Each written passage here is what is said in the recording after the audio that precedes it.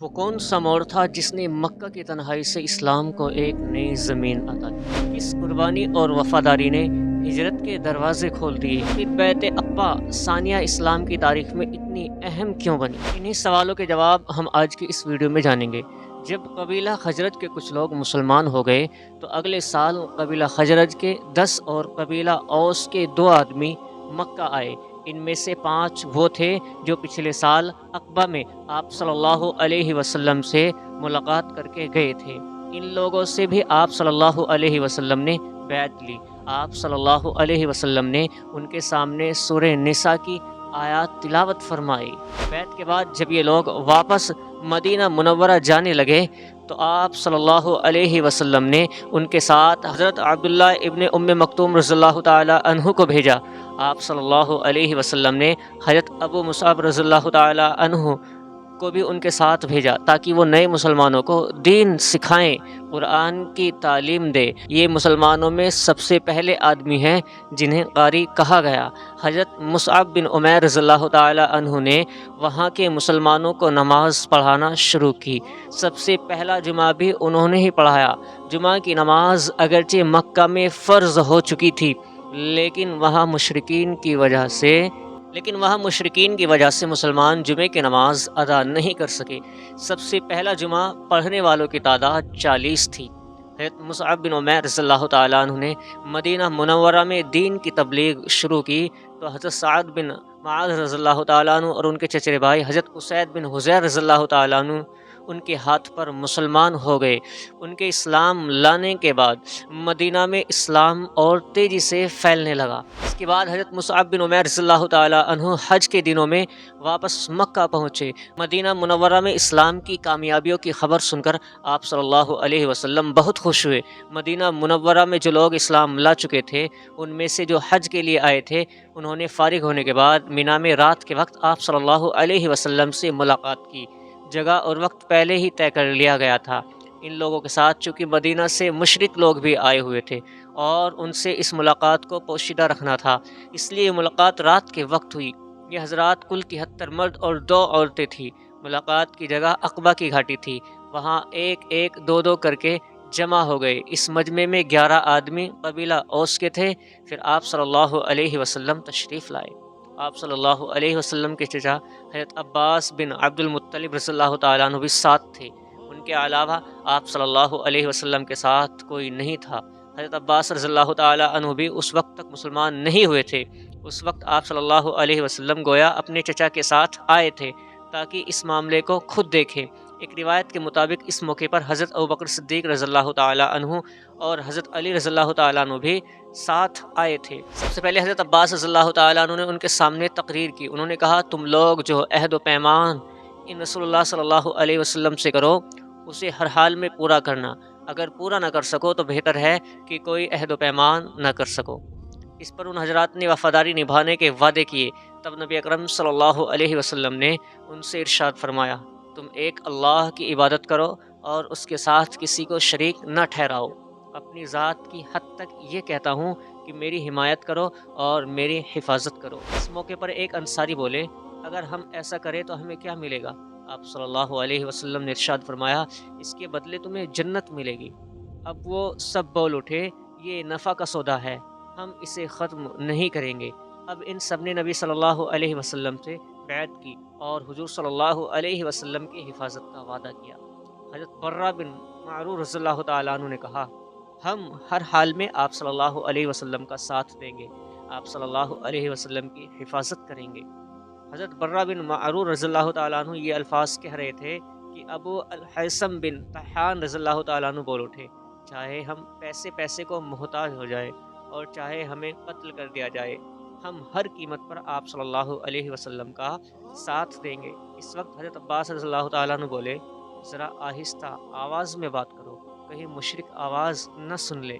इस मौके पर अबू अल-हैसम रज़ियल्लाहु ताला अन्हु ने अर्ज़ किया, ए अल्लाह के रसूल सल्लल्लाहु अलैहि वसल्लम, हमारे और यहूदियों के दरमियान कुछ मुआहिदे हैं, अब हम उन्हें तोड़ रहे हैं। ऐसा तो नहीं होगा कि आप सल्लल्लाहु अलैहि वसल्लम हमें छोड़कर मक्का आ जाएं। ये सुनकर आप सल्लल्लाहु अलैहि वसल्लम मुस्कुराए और फरमाया, नहीं, بلکہ میرا خون اور تمہارا خون ایک ہے، جس سے تم جنگ کرو گے اس سے میں جنگ کروں گا، جسے تم پناہ دو گے اسے میں پناہ دوں گا۔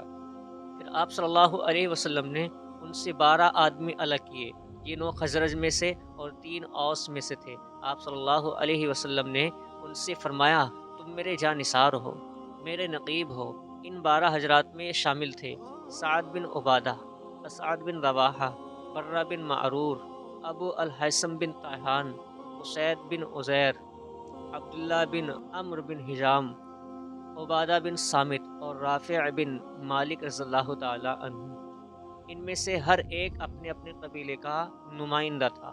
آپ صلی اللہ علیہ وسلم نے ان جانثاروں سے فرمایا تم لوگ اپنی اپنی قوم کی طرف سے اس طرح میرے کفیل ہو جیسے عیسیٰ علیہ السلام کے 12 حواری ان کے وقت کفیل تھے، اور میں اپنی قوم یعنی مہاجرین کی طرف سے کفیل اور ذمہ دار ہوں۔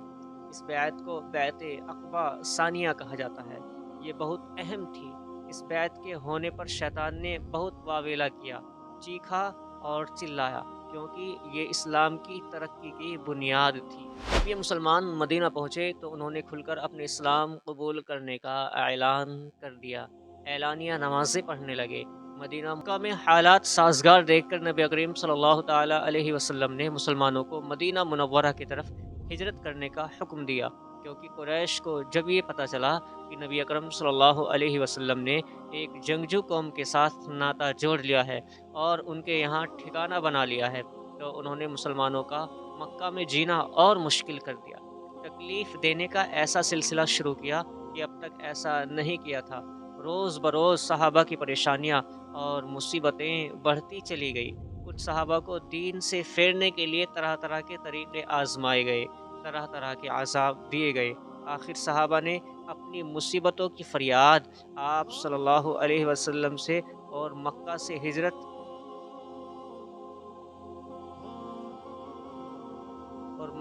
ہجرت کر جانے کی اجازت مانگی۔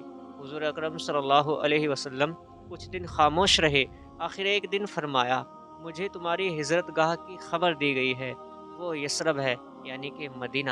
اور اس کے بعد حضور اکرم صلی اللہ علیہ وسلم نے انہیں ہجرت کرنے کی اجازت دے دی۔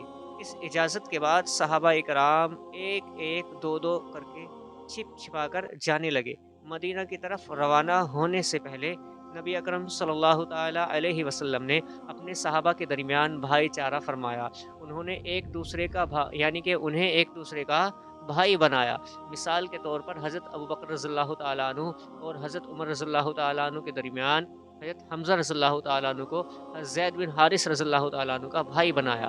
حضرت عثمان رضی اللہ تعالیٰ عنہ کو حضرت عبد الرحمن بن عوف رضی اللہ تعالیٰ عنہ کا، حضرت عبادہ بن صامت رضی اللہ تعالیٰ عنہ اور حضرت بلال رضی اللہ تعالیٰ عنہ کے درمیان حضرت مصعب بن عمیر رضی اللہ تعالیٰ عنہ اور حضرت سعد بن ابی وقاص رضی اللہ تعالیٰ عنہ کے درمیان حضرت ابو عبیدہ بن جراح رضی اللہ تعالیٰ عنہ اور حضرت ابو حذیفہ رضی اللہ تعالیٰ عنہ کے غلام حضرت سالم رضی اللہ تعالیٰ عنہ کے درمیان حضرت سعید بن زید رضی اللہ تعالیٰ عنہ اور حضرت طلحہ بن عبید اللہ رضی اللہ تعالیٰ عنہ کے درمیان اور حضرت علی رضی اللہ تعالیٰ عنہ کو خود اپنا بھائی بنایا۔